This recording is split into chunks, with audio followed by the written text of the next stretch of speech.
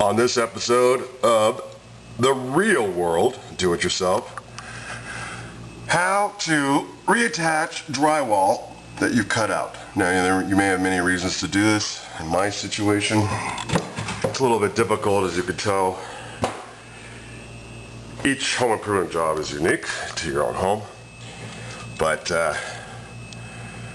if you see marks like that, and this is why I did this in particular, you know you've got roof problems, water leakage, because my flashing runs right down here to the gutter line out over that bay window.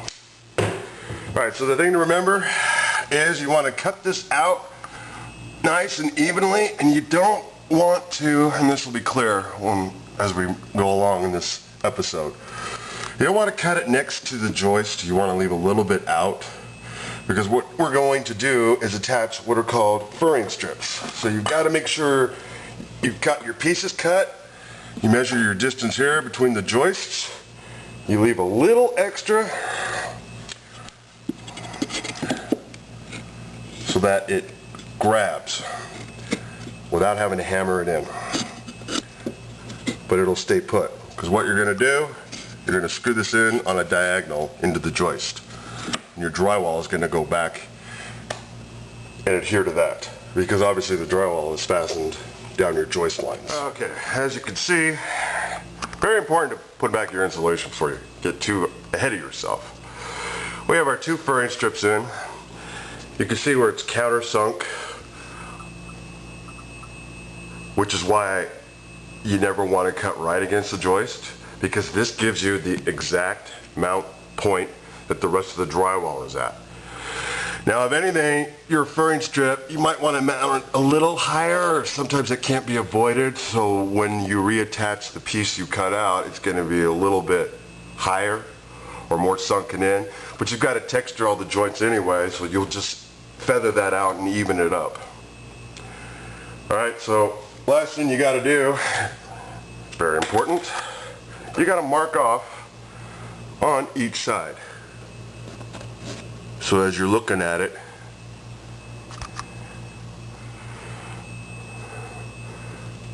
you take it down like so. You take your line that way, and then you can visualize, you know, you're going to put in 2 screws across each line. And basically, with a piece this big, I would go only 3, but because mine broke in half, I have to go 2 and 2.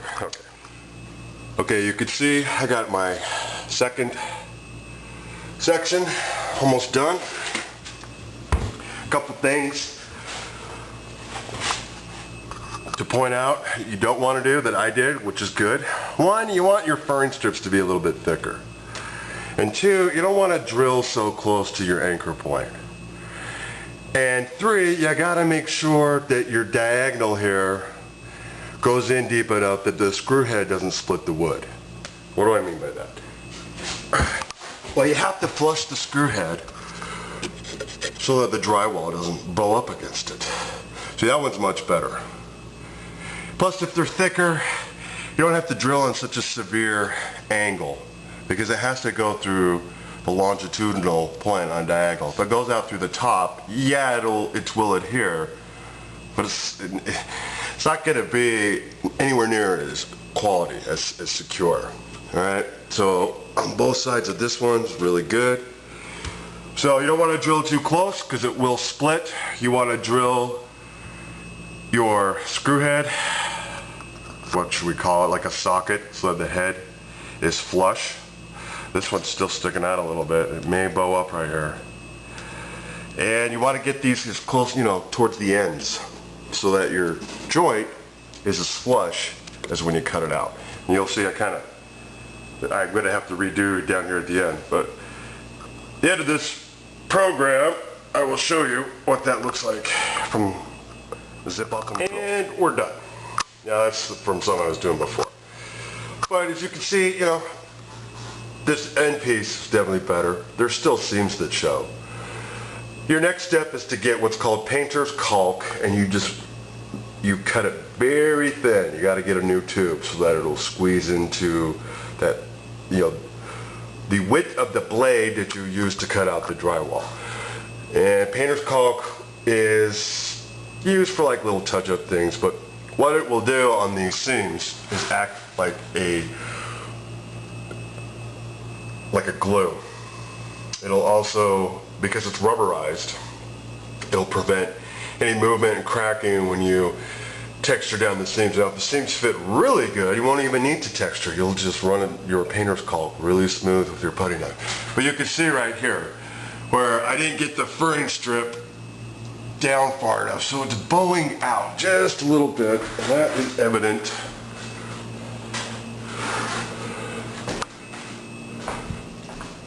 from right here. You can see, yeah. And there's no amount of texture in the world that it's gonna crack. And you know, I gotta leave the furring strip alone and put in one more at the end. And the thing about drywall is it will grab your fasteners, but you can't keep taking fastener in and out of the same borehole because it will start to strip out. Now ideally you would have somebody help you with a piece this big, but this is the real world and you may not have that option like I didn't, and so you'll have to do what you gotta do. But as you can see, it can be done. About a 3-hour start to finish time. Hopefully you get it done before the wife gets home, like in my case. Don't you dare cut into that ceiling again! You see, I've been going down the line. I'm not gonna paint until I get all the water spots figured out. All right, thanks for watching. Happy drywall.